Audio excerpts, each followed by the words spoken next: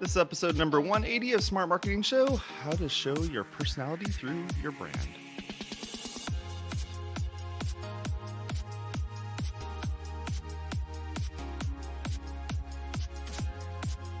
Brought to you by ServerPress, Maker's Desktop Server. They make local WordPress development easy. Check them out over at ServerPress.com. And Cloudways web hosting. Cloudways handles all your hosting complexities so you can focus on building amazing WordPress websites without any hassle. Check them out at cloudways.com. Check out the keys to being social. It's Bridget's new book. Go check it out. You can buy it as a physical book or on Kindle over on Amazon. Go check it out over there. Support us over on Patreon. Go to patreon.com/WPwatercooler. Thank you to the fine folks that helped us out over there. We appreciate it. I'm Jason Tucker. I'm an IT director and web developer. You can find me at Jason Tucker on Twitter. This is my friend and co-host, Bridget Willard. She's a marketing consultant. She can be found at Bridget M. Willard.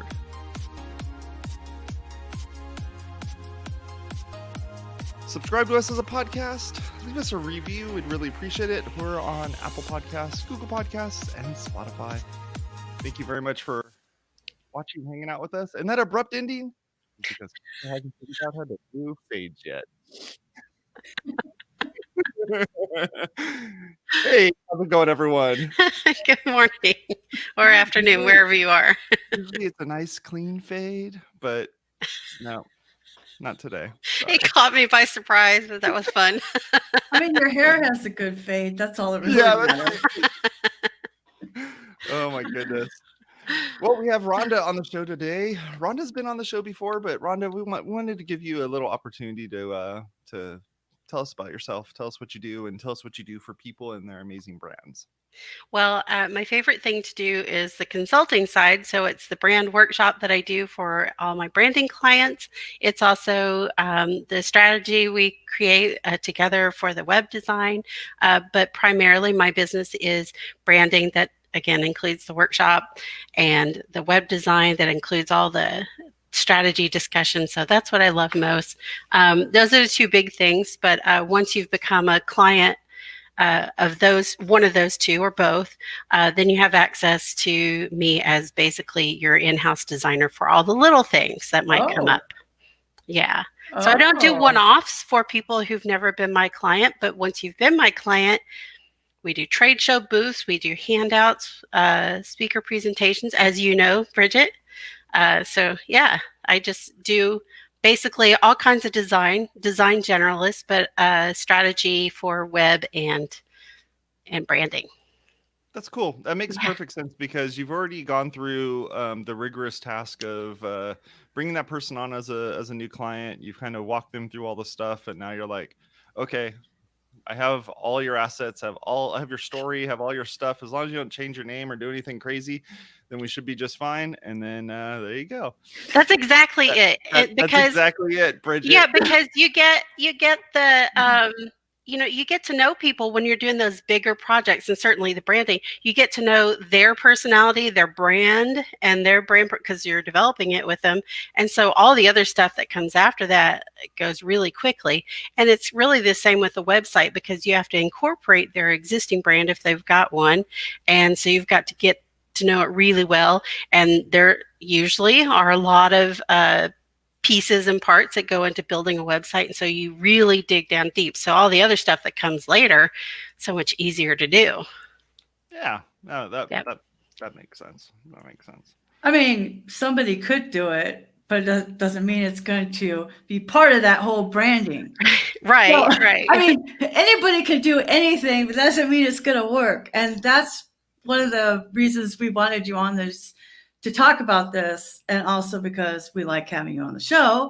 But the thing is, like, yeah, you can just do whatever, and that's fine in a vacuum.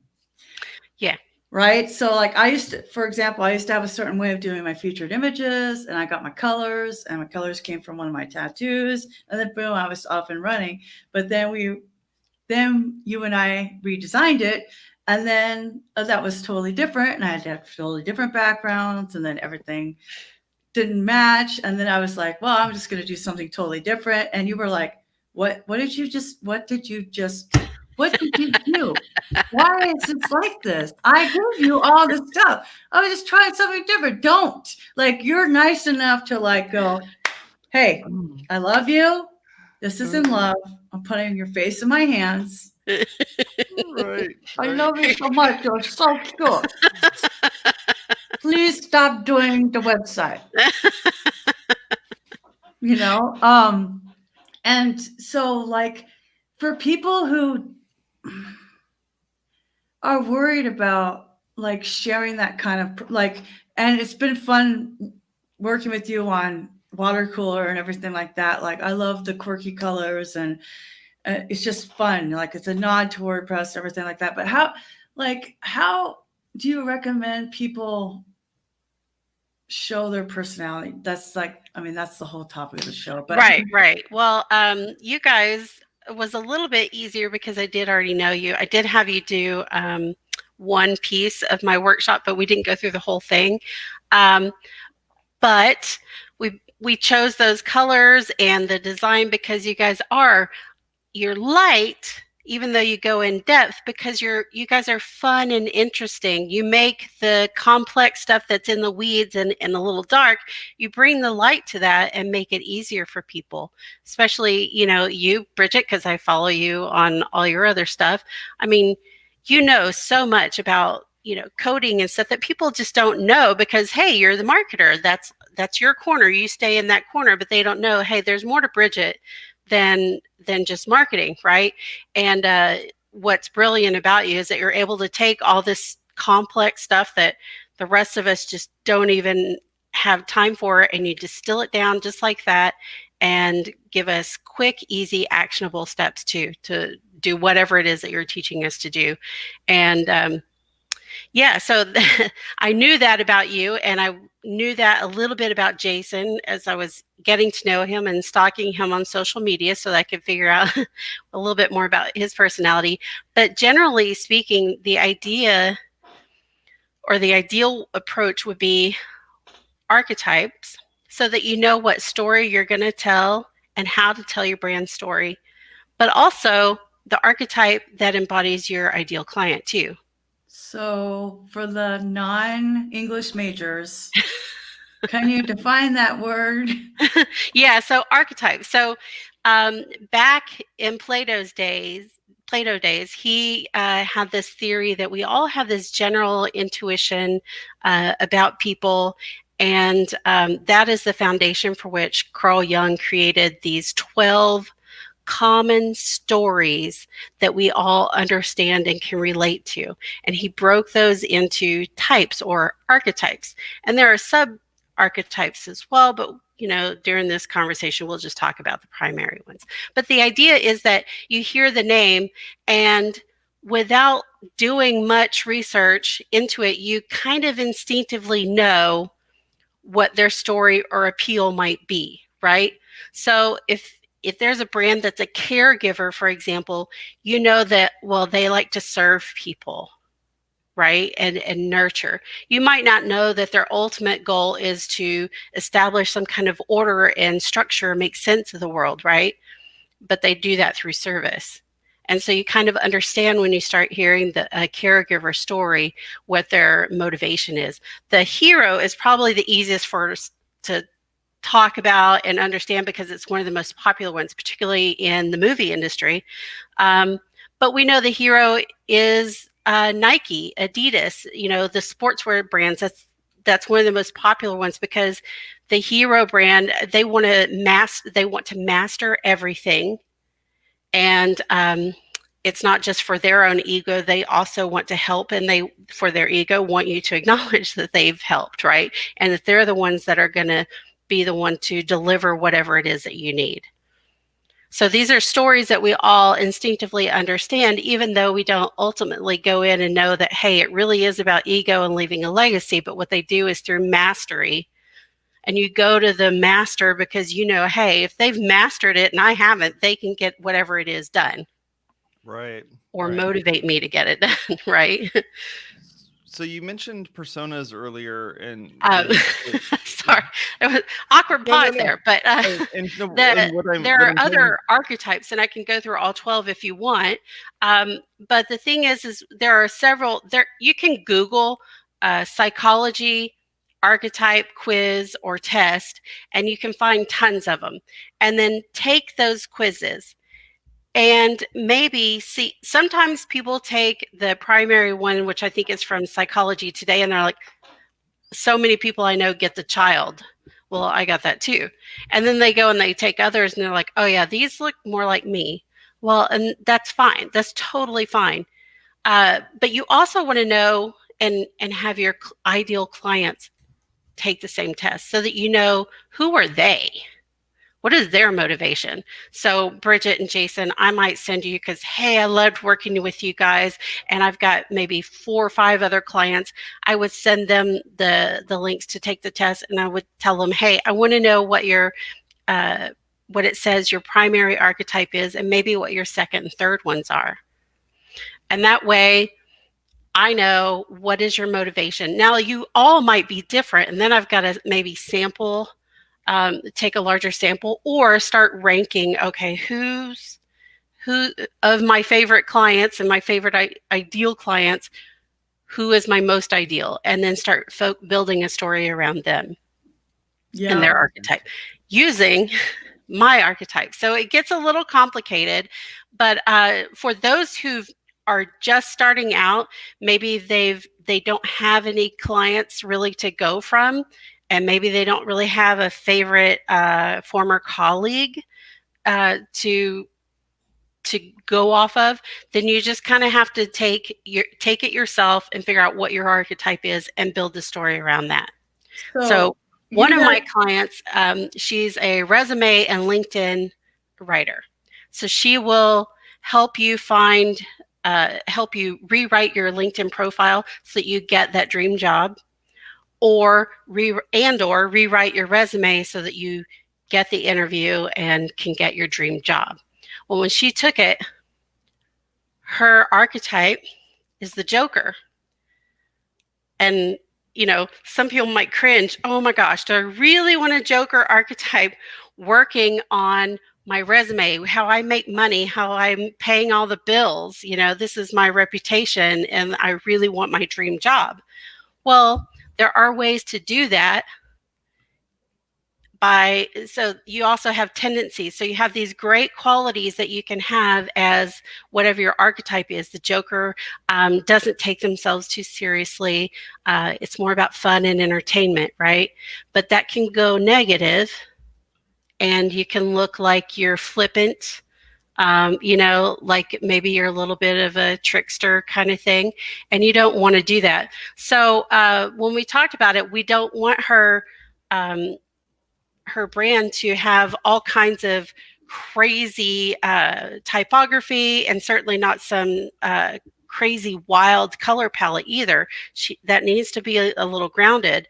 But what she can do is go for the angle like, okay, I'm 35 years old and I was just laid off from my job. I do not want to go move back in with mom and dad. So you can play on that I don't want a boomerang kind of thing, right? And make a joke about that, not about the fact that they need a job, but what not getting that job could do, right? Or you could also tell a story about mom and dad saying, this kid's got to get out of the house. We've already paid for their college, you know, but we don't want them to, you know, to be living on the street. How can we kick them out of the house, but into something, right? So you can play on these kind of stereotypes, like mom and dad don't want the kid around anymore because they've already been there through high school and college, without making fun of the actual projects that you're going to be doing for them. You're going to be maybe making jokes about their motivation, or about their motivation. Okay. Does that make sense? So the archetype. Oh wait, I can't hear you guys. Oops. Okay, there we go. I turned you down. that We both explains why tried to you jump kept in. going. Well, anyway, that's fine. So I was like, wow, Rhonda, she's on a roll. So I do have questions. So I mean, yeah, that's why we're having a show. So anyway, so I took these tests. Okay. Now Okay. I've been a public facing person for almost my whole life because I was married to a pastor and I had a music CD and I was in ministry and all this stuff. Right. So I took both of these tests that you recommended me, and they both had different results, which is kind of weird, but interesting. So one of them said I was like 50% visionary, 30% intellectual, and the rest royal. And the other one was my self archetype is hero, and my persona archetype is also hero. So like, okay, so somebody takes that test, but let's say they're not me. Let's say that they're more of a private person, right? Mhm. And their company, like, they just want to build websites for people. They don't want to talk about dating and how horrible it is, et cetera, blah, blah, blah, right? And making hollow bread. Like, 65% of my life's on the internet. But most people don't really want to give away a lot of that personality, you know? Well, that's because they're introverted and shy, and sometimes that changes throughout our life. Throughout our lifetime, we will vacillate between, extrovert, introvert, that kind of thing. But they still need to tell a story, because just because you build it does not mean they will come, right? People need to find out about it, and the only way they're going to find out about it is through a story of some kind. You can keep flashing your logo in front of them all you want. That's not going to mean a whole heck of a lot to them, right? They need to hear what the story is and how are you different. So are you saying the story is the personality? Are those interchangeable in branding? Yeah, basically. Oh, Yeah. Well, because when I tell a story, it comes out very different than from how my husband tells the story, right? He remembers a whole lot more facts. And depending on the story, he might be a little less animated. And it's because we have different personalities. So the stories are going to be different, even though the moral of the story or the general content of the story is the same. So when people go on a landing page, they need to know, how are you going to help them? Well, let's say you guys have an example for me. So I'm drawing a blank, like an example of a product or something. um, Some kind of plugin maybe to do something. I always like gravity forms. Let's go with a form plugin. How about that? Okay. So let's say that gravity forms that that the stakeholders, if there's more than one, go in. They take this test, and they are the explorer, right? So the explorer is about freedom, and ultimately they desire this wonderful paradise, right? Well, gravity forms can give you more freedom in your daily life because you don't have to complete them yourselves. You can have your clients who already know the information perhaps complete it, and therefore it's an easier, faster process for you, and therefore you've got more time in your day, right, as the site owner or whatever it is.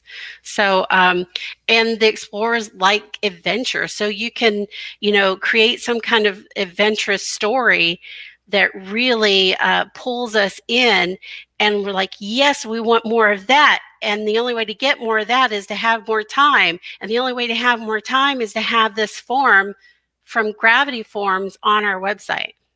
Gotcha. oh my gosh. I mean, I feel like I'm in a class. I mean, this is what's bad about this is the downside of being self-taught, right? And niching down, right? So, I mean, I'm glad for this discussion because, here's the thing. I always hear about the storytelling stuff. And I'm like, I don't care what your story is. Is it good bourbon or not? Like, remember when we went to that restaurant Mm-hmm. and they go, well, try the Heavens door flight. I'm like, sure. It didn't occur to me that was a Bob Dylan brand, even though knock, knock, knocking on heaven's, I mean, fine. But like the whole website was all about the story and what emotions are evoked from this one versus this one. But I don't care. Well, how does it taste? Is it smooth? Does it have vanilla notes? Does it have a kick? Is it single malt? Is it aged longer? Well, in that story, probably all those things were there, right? It just felt like laborious to me. So maybe I'm just too literal. That might be true. Yeah, but there are also you have different types of people encountering your product or services, and some people are. If I think in a previous episode we talked about birds, and there are 4 categories of birds, and the owls are the ones that are really into the details. That's my husband. He will get paralyzed in making a decision because he has to dig and know everything about not just that product, but about the competitors, and before he makes a decision on that. But then you have the eagles, who are the big picture people, right? So they can fly high and see further than any other bird, but they don't care about the details. So don't bother them with the details as long as you can achieve whatever big picture vision that they're putting in front of you. That's all they need. So don't be constantly updating them on the project. If they ask for it, do, but I know some don't. people like that. Yeah, exactly. Me too. And then there are the parrots, and those are people that are your social birds, right? They are going to talk, talk, talk. And those are usually the really good salespeople, right? But sometimes they can talk a little bit too much. So they have to learn to rein it in. And then you have the doves, and those are the nurturers, and they're really kind. They can often get walked all over, right? But those are going to be the really supportive people who let you talk and make you feel valued. So when you kind of like Frankenstein. So when you saw that name of that sampling of bourbon, it was probably just a really short description beneath it, right? And on the package that you got that it was presented in, there was a little bit more information. And then you evidently went to the website and started reading about it. And you say you don't care, but you did go there. But you already had enough information. You bought it and you tasted it. That's true. Right? So we're not our own customers. Dang it. I did that one to myself. But you are your customer, but there are others, maybe you're not, but there are also other types of people who are your customer. So you want to present, maybe if you let's say you're just doing one landing page, then the headlines through the section should be able to tell enough of the story that you got, Bridget, from that presentation packaging, right? And then if people are more like the owls and they really want to dig in, then you have some body copy below each headline to draw them in some more, right? And give them a deeper understanding. And those parrots are going to want that too. And they're really going to love the story aspect. And if you want them to participate on social media, heck yeah, the parrot's going to do that.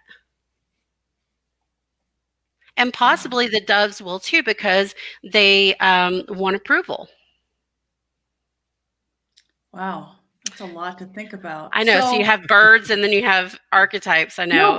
No, but here's the thing. Like, I know I'm hogging all the questions, but when we A/B test our landing pages with these stories, like say we are the explorer for gravity forms, right? But say we want one landing page for the detail people, one landing page for the big picture people.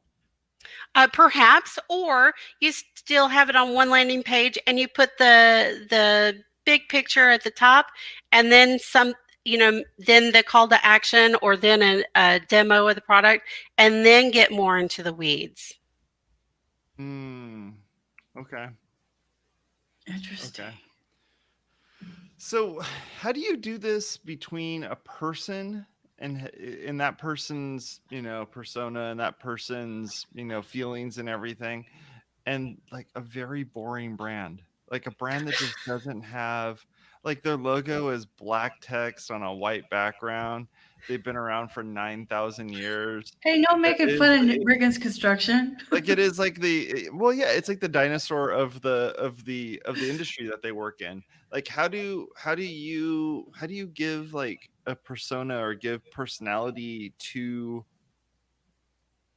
something like that? Like, if it's Well, IBM, for instance, like, let's just take something like that's been around forever. So you who have did like you say? IBM. IBM? Yeah. So you have IBM.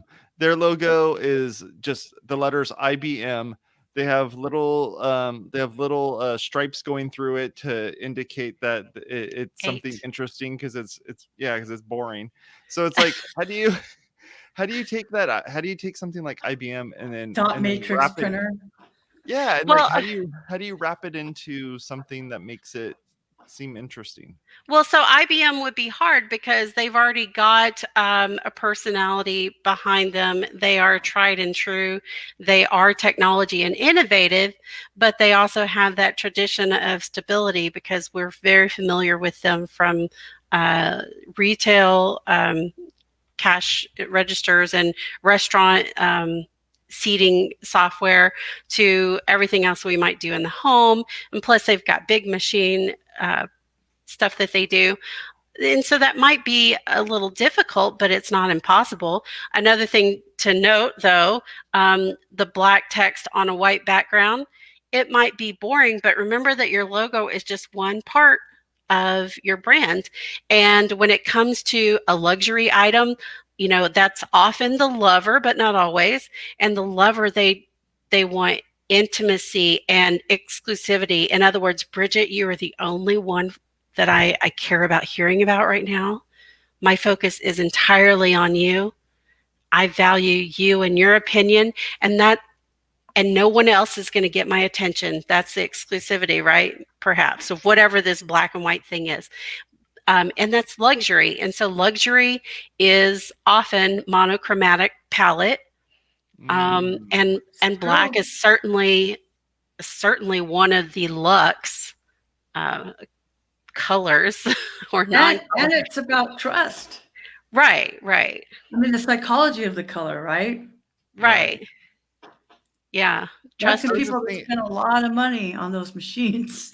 Yeah, I was just thinking about, like, how does someone who essentially is inheriting let's say, like, somebody inheriting their parents' business, or I have a friend who has a print shop, and their print shop has been around for a long time in their community, and people have had everything from like birth certificate or birth announcements to death announcements, whatever they're called. Like, all of those kind of things have been printed at that location for those people. Like, how do you take something like that that's just like, and I think the name of the company is just like the print shop, because it's probably the only one that's in town. But like, what do how do you take that and turn that into something that actually has some personality that's behind it? Well, so one, I get the story of their business, right? And then I have the new stakeholders, the people inheriting it, take the quizzes. We decide which one is the primary and secondary archetype. We might also then go out and sample, have their favorite clients take the tests as well, so that we can see what are the majority of them relating to, and then we can connect a story from this archetype to this one. So the thing is maybe you think that they're boring, but they've been reliable, and maybe this new person coming on is the jester, the joker, right? That can, if done wrong, could erode some of that trust that they have from their longevity, right? So you have to do it in a clever way. So we would figure out, okay, so from birth to death, we've got you covered, kind of thing, but we might have some funny milestone moments in between birth and death, something very exciting and new, and something very scary and not Somber. well, Yes, thank you. Yeah. So, but you can have some light moments in between, right? Right. Makes sense. Yeah, and the death side of the death announcements can include sympathy cards and get well, because let's face it, if you get sick, you could, something could happen, and you don't want to take those parts lightly. But certainly, graduation could be, hey, you finally get to, create your own rules and move into your own stupid apartment. No more living off mom and dad. Yeah. Right. Things like that. So I definitely can have seen and know a lot of businesses who they really didn't create a brand persona, but because of the people who own it, they embodied, because they went out and they made the sale, and they are how the business developed. Right. But we don't do that as much anymore, because so much is online, and that's an even bigger reason why we need to infuse that into our personality. Right. Of our brand on the website and everything else that we do. So when I manage social media accounts, I kind of do the same thing. I guess I just do it more intuitively. Yeah. Is I follow and stalk the employer, the team, the team behind the product or service. I read their tweets. I read what they say on social media, and I can get kind of an idea if some of the things are like really funny and I can bring them through and resonate with the audience that we're dealing with, or if maybe that's not the best idea. And then I tell them that stuff belongs on Reddit and the rest of the world doesn't need to hear about this. So stop, drop, and roll. I often do tell my clients, you probably shouldn't be tweeting that. Well, I have. Probably the easiest for your clients, Bridget, because I know that they are developers and they're creating something new. Often, the obvious would be the innovator, which, but I would say yours are probably often the outlaw, and they are irreverent. They want you to break free of the status quo. Those are, if you had some kind of document that explained to you their personality, would it make your job easier? Yeah. Certainly would save you some time, right? You don't have to go stalk the team members. Yeah, for sure. And then you can be consistent with the voice. Yeah. Well, I would think that I am, but yes. Well, but you know what? The thing is that I, as a human being, yes, I'm a graphic designer, but I also am a performer, or have been. I was a stage actress, and I enjoyed that. But that's not something I need to put out there on my website or convey to anybody, because they need to know me as the branding and web person, right? I need to pick that lane and stay there, even though I also, yes. Except this, because I now know that about you, that makes so much sense of why you get these roles. So like when I talk to my clients, right, and I say, I am like assuming I'm doing method acting. I am you, and I am responding as if I were you. And when it's a company, I am responding as if I'm the company. And my biggest compliment was when people thought Riggins Construction was a man, right? Mm. So because I didn't know that. I didn't know that you're an actress or a performer, whatever. So like to me, that would be like, no wonder she gets this, because you understand what it is to be in that role. Mm-hmm. And to take it all the way through to the end. Yeah. You put on the costume, you assume the mannerisms, the inflection, the dialogue, the whole role. And you're doing it live. Yeah. It's not filmed. You don't get a bunch of retakes. Right. Like stage performance is the real deal. It's like speaking, And so like our audience, Jason, is basically the same audience as mine, which is why this really works.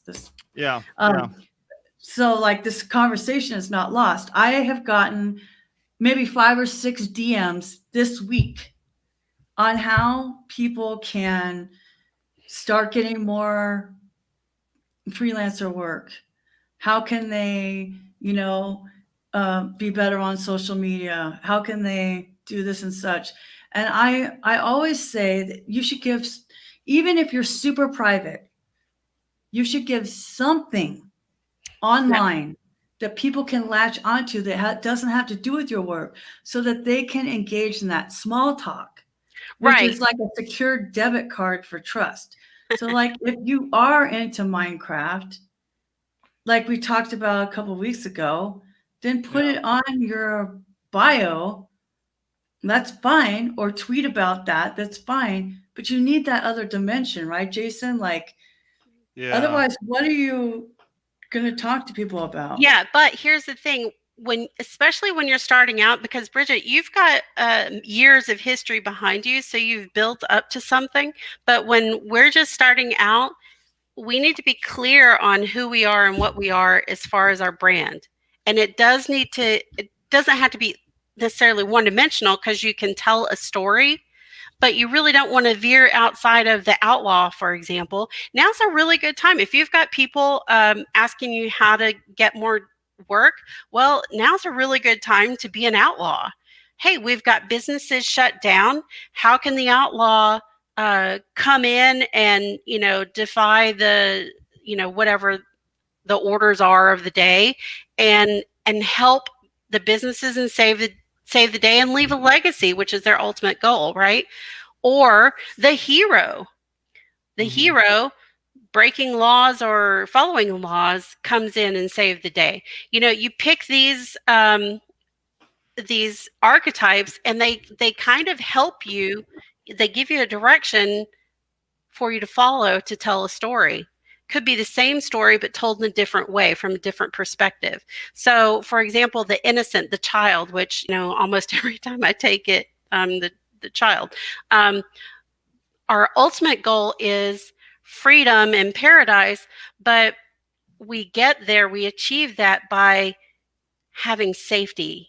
So we create some safety and safety nets, so that that's taken care of. Okay, now I'm free, and I can go find whatever paradise might look like. And so for some people, it might be, hey, right now you're out of work because the service industry's really been hit hard. Here's a way for you to prepare when that industry comes back, and you can step into it. It could be, some temporary work, right? So you're creating some safety, so that when the economy starts to get back to whatever normal is going to be, you have that freedom to go back to whatever you were going to do, or to try something new. Yeah. I think when you start multiple companies, to kind of go with what Bridget was talking about earlier, let's say that, Bridget Industries turned into, they went and make another company. So you start up a whole nother thing, or for your podcast network, and you start up a whole nother podcast that, or, any of those sorts of things, you start up with a whole nother thing. Just because you're the one that runs that company or that thing doesn't necessarily mean that that new venture needs to be typecasted to the way that your previous ones were. It kind of allows for it to be different. And I think with that, when we were talking earlier about how do you take a boring brand, or how do you take any old brand and turn it into, actually build some branding materials behind it and stuff. Sometimes taking that person out of the equation that's running the thing, especially if it's a corporation where the person running it is definitely going to change over the year.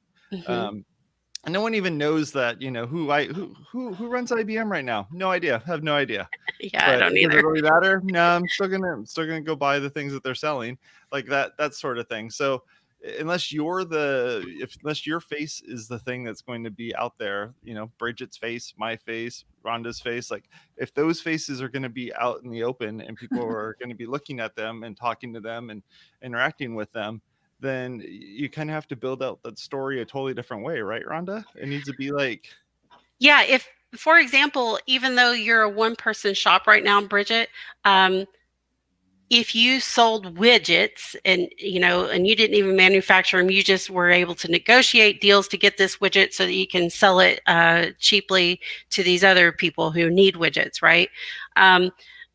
You might not be the secret sauce. So you might not call it Bridget Willard Enterprises. You might just call it, Pass-Through Corp.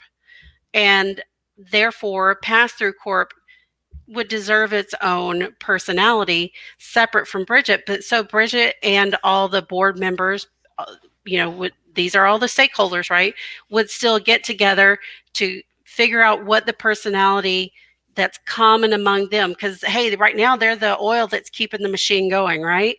So you figure out what the personality is for them and then create a story or plan going forward, so that regardless of who comes in later, this is still the same story. Now, it could get altered later, right? So Nike's always been the hero brand, but might we say they've been leaning into the outlaw lately over the past few years when they started picking up and now promoting Kaepernick is one of their, what do you call them, brand ambassadors, I guess, or model. But anyway, they've kind of adopted his message, and while it's still the hero, it's kind of the outlaw because he's breaking the rules, right? Right. So there are ways that you can step into the other personalities without losing the core personality of the brand. That makes sense. Yeah. Oh my gosh, that's such a good idea. I should just hire multi-dots and build a plugin. I don't need to build it. Why do I need to build it? You hire the outsource. No, but seriously, like, that is so helpful. So like, just as like kind of recapping, if somebody was going to do this on their own, they need to take these personality tests. They need to figure out who they want to be online as far as that general archetype. And then they need to make sure that the copy on their website speaks to that, so that the call to action resonates with the customers they want to have. Yeah. Yep. So that's why I say I take it so that I know what my personality is, but I need to know who my clients are, what resonates the most with my, favorite clients, and then merge those two personalities together to create a story. So I still embody the child, for example, but I speak to the sage. So how does the child speak to the sage? Maybe the sage, they know a lot, but they don't necessarily understand the childlike perspective of something, or Baby Yoda. Yeah. The child who is the sage. And while they understand what safety means, they don't exactly know what it means for freedom, right? How it can create that freedom that we ultimately desire.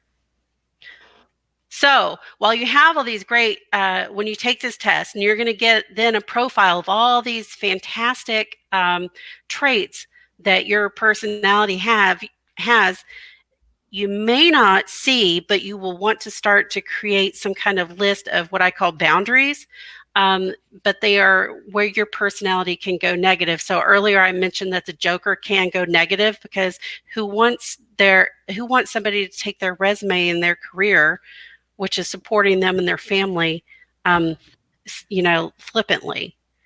Do you really want that? No. So you have to be careful of that. So like the lover, lust is okay because you lust after something, but you don't want them to go to the point where they appear greedy, right? You don't want to go onto somebody's website and hear the story and say, oh, they really just want my money because they really love money. Or, you know what I'm saying? Or they really want to hoard all this knowledge, and they want to steal the audience from their competitors, kind of thing, which, it's true. That's what we do in business, but do you really want to steal them? No, you just might want to nurture the ones that might be ideal for you, right? So there's a difference between stealing and being available. Yes. So you want to create what those boundaries could be. Like the outlaw, he or she is breaking all the rules and doesn't want to conform to anything, but at the same time, they have to be careful that they don't go so outlaw that they are completely alone and boxed in.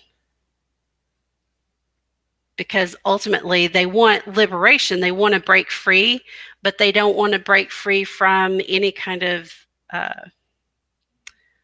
so they don't necessarily want to be in society, but they need a society to be out of, if that makes any sense to you. Yeah, I might have, no. There has to be a law for you to be an outlaw. And laws come from society. And they have their own, it's like the rules of thieves and, you know, all that. Mm-hmm. Yeah. Yeah, so you want to go through, and I'm writing a book. Bridget is going to hold me to finishing it. But in this book, I'm taking all this wonderful information that we've got out there from all these archetypes, but I'm also incorporating research that I found that talks about what those negative traits might be. And then I'm also building from it color palettes based on the research, because they identified, hey, you can have this color in your color palette, but you might not want it to be in your main color palette, meaning your logo or something. But I had to pull it up so I could remind myself. So the innocent, you know, again, I told you the innocent is the child. We crave safety, and we just want to be free to be ourselves. And we strive to be good, and we see the beauty in everyone and everything. But the tendency, the negative side, could be that we appear naive, boring, and we fear being punished for doing something bad or doing something wrong. So you have to be aware. You have to be aware of what those boundaries are, so that you don't cross them with your brand personality. Wow, that got heavy. Well, do you mind if I lighten it up a little bit? Go ahead. Perfect. So I want to let you know that this tour tip of the week this week is brought to you by our awesome friend Bridget over at bridgetwillard.com and her new book, which is The Keys to Being Social. You can go check it out over on Amazon. Go over to amazon.com, do a quick search for Bridget Willard, as I did there, and you can see that the book is available there, so you can go purchase that and go take a look at it. It's available as a Kindle book that you could watch. You can read through Kindle. You can also get it as a paperback and read it off some dead trees. You can do either way. Hey, those are recycled trees, and the price is going up January 1st because the $10 is the COVID price. I'm telling you, this is a good book. This is like 90% of how I do things. So like, if you want to learn what I do, you could DM me, but you could also just put in the time and spend $10. It's a lot cheaper than buying an hour or a portion thereof at $175 an hour. And let me tell you, my tool or tip of the week came from Ben. Ben's right on Twitter, and I found this thing from him, and free quality illustrations on FlexPile or Flexi. I don't know how you say it. FLXIPLE. Half these times these words weren't supposed to be actually said. They were just made as a domain name. That was a domain name that was available to .flexiple.com. And okay, so anyway, they have an open source image every day that's free. And if you click on one, Jason, it will allow you to change that main color by hex code. And you could download the SVG even. So see where it says you could change the gender, see the color? Oh, gotcha. See that? You can change the gender, and then you can change the hex code. So, and then like you can write next to it where it says type to find your illustration. You could put like Twitter, and there's one where some lady's sitting at a desk with a bunch of things all over the place. But anyway, or something. Maybe not maybe not the gender. But anyway, so I saw that earlier. I was like, this is so cool. And cool. like, I don't know, like when you're doing your story, maybe that helps. Maybe even if you don't like that actual thing, it might still give you ideas. I'm all about ideas that springboard to other ideas. Now, I don't know if I'm allowed to use this. I'll have to consult with Rhonda later. But I just think it was so cool that there's a thing available like this. And I sent it to some of my clients for their own selves. That's cool. Because a lot of people have to DIY. And yeah. I like it. That's a cool one. Yeah, that's cool. I didn't know what it was when you sent it to me. Oh, well, you know, when I see somebody, I just send it to them and I move on. I'm just that annoying person that texts you at 1:00 in the morning. Well, they have their phone somewhere else in the house. Beep. Oh, no, they don't. Sorry. Bridget, are you dying? No. Okay, whatever. I mean, now I'm like 2 hours ahead of a lot of my friends. Right. One of my friends actually texted me at 1 a.m. my time, and I was like, dude, Apollonia, I love you, but I'm not going to answer you till the morning. Rhonda, what's your tour tip? What do you got?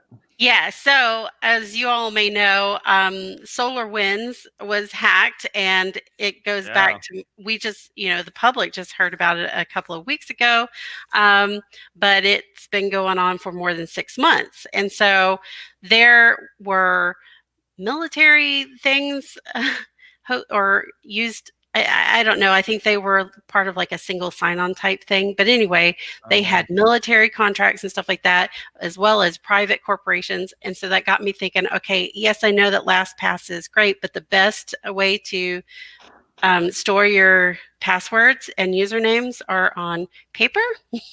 So these are Post-its that I designed. I can give you the link if you wanted to if you want to buy them. To the print shop. Yeah. So basically, I put them in a book so that they're stored. So it says, so there's a line on there. I'm trying to get the lighting just right so you can see it. But the first one is for the service URL, and then your username, password, PIN, and then any notes below. And so as I, like let's say this one were my banking thing. If I need to change it, it can stay on the same page, because that's the other thing is if you're just writing it in a notebook, you start scratching things out and then you don't have room because the next thing's down below. So you have to move it to a different page. This allows you to keep it in the same place, and you can add tabs on the side. Ooh. Nice. So they're just little Post-it notes that I designed that you can buy. They're print on demand through Zazzle. Cool. But I'll share the link if you want. Yes. Yeah, that'd be cool. We want that. Of course. We'll throw that in the show notes. That'd be awesome. Low tech. Hey, no, we used to say don't put it on a Post-it note, but now with everything in the cloud. Yeah. Yep. Yeah. We don't know what to trust anymore. I can't handle this. I know. So that was my tooler tip of the week: is go low tech. Awesome. That's cool. That's cool. Let's see here. So here's mine. I've been doing a lot of video stuff as of late for the show and the network here. And so I needed a place that had essentially unlimited videos. I need a place where I could type in a word for something, do a search for whatever it is that I'm looking for, and have it come up with a good list of videos and photos, as well as music, and there's all sorts of things this thing does. So the website is storyblocks.com, and what Storyblocks does is it gives you a search box, and you can go up here and do a search for something. And if you need stock footage that's like a 360 footage, or you're going to be doing green screen work, you can click on green screen, and it'd show you these different green screens that you could use if you want. Or if you're looking for something for nature, there's a whole nature section of it. So this isn't just stock photography, but it also is stock videography as well. So for me, I always need to find, at least I want to, the way that I've been thinking about things, is that I want to have some kind of cool looking little, background image. It could be a video that's a little loop, or it could be, if we're doing patriotic stuff, there's a patriotic thing, or just like a cool, colorful, abstract thing. And what you can do is you can watch the video, see if you like it. And if you like it, you go over on the right hand side, you select what resolution you want that video to be, hit download, and it downloads it for you. Now, Nice. recently Storybox came out with a thing called Maker, and Maker is essentially like a it's not as good yet, but it's getting there.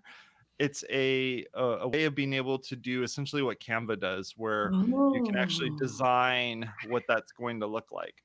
And you can design it with vertical, wide, square, what have you. And then you can make these little videos using their assets that they have. So they have this huge library that you can work through, but now you can actually, here's your winter sale that's happening. And, you can kind of design the way your thing is going to look. So it's pretty neat. I really like Storyblocks because I need those unlimited videos, and I don't want like the corporate videos of like, here's people standing in line. And it's like, they have those, but it also has they have to have better versions of that as well. One last thing is, if you're looking for audio, they actually have a whole royalty-free stock audio collection that's available in here too. So if you are looking for music, I don't know if the music's coming out or not, but you'll be able to like listen to that music, see if you like it, go and hit the little download button. It asks you MP3 or WAV, you download the file, and that's it. So yeah, good stuff. Same with like sound effects. If you need a sound effect, it has like all those sound effects too. So very, very cool. And it makes it just way easier to kind of put all the pieces that you need together for your next thing. Especially if you're doing, if you're going to be doing some type of presentation or something, it might be better to have like a cool little video playing in the background instead of just like some static, boring image.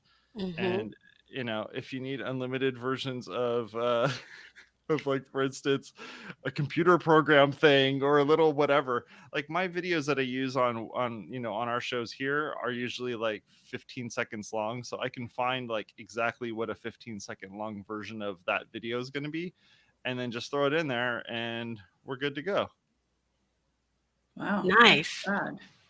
So yeah, that's Storyblocks, and it's not free. It does have a paid component behind it, and I think they have like some basic things that you can download and use, but you're paying $20 a month, or if you need video as well as audio and photography, it's $30 a month, and you have unlimited supply of those things. And for me, that makes sense, because if I'm going to be using Canva to do our intros, I don't want our intros to look like they were built on Canva. And when I'm only using the Canva stuff, I'd much rather use something that is, high quality from a third party, something that's just not from the same collection of things that other people are using. Yep. So yeah, go check it out. Tell me what you think about it. If you're somebody who just does like businessy type things, there's an entire section there devoted to the boring businessy type thing. Just because I said I might want to be a CPA. But if you want to add some punch to it, you can totally do it. And one last thing for the folks that are the developers, because we definitely have the developers that end up watching and listening to our show as well. They have an API. So if you actually want to like set up all your stuff and then do a quick little search for, I need this video, it'll give you a collection of videos that you can select from and have your people actually be able to click on one of those videos and use it. So has somebody built a block for that yet? Maybe, I don't know. Here's your great plugin idea. You're welcome. I was just going to say. There may be a. I haven't looked to see if there's an API you can build a WordPress plugin. Just don't use jQuery. I'm just wondering. Don't use what? jQuery. Oh. It's being depreciated. I mean, there's issues in 5.6 with jQuery because not all of it's available anymore. So FYI, doesn't always go on the front end. It just changes what you could do on the dashboard. Yep. I do want to tell you one more thing is that they do help you with any of the licensing for this. So if you use it on YouTube, you give them your account that you're actually logged in as, and then they make sure that you don't get marked as using any of the audio that's incorrect or anything like that. That's an incredible service. For $30 a month, that's it. Because Canva's like $12.99. That's not that much more. Yeah. Yeah, it's wow. good stuff. It's So kind of expensive, this podcast. You're telling me. If you would like to sponsor the WP Watercooler Network or the Smart Marketing Show, go to WPwatercooler.com/sponsor. You could have had your spoken ad instead of the ad from my book. So, missed opportunity. We have lots and lots of people that download this podcast. Don't let the views on YouTube fool you. Thousands of people are listening to Bridget and Jason every week, and you could have been in front of that audience. And go ahead and like us everywhere that you say that. We would love, you know what? Hey, thank you very much for being part of our audience. But if you would like to sponsor so that Jason can continue doing awesome things, thank you very much. Here's our outro, folks. Thank you very much. Talk to y'all later. Support us over on Patreon. Go to patreon.com/WPwatercooler, where you can help us out over there. We would really appreciate it.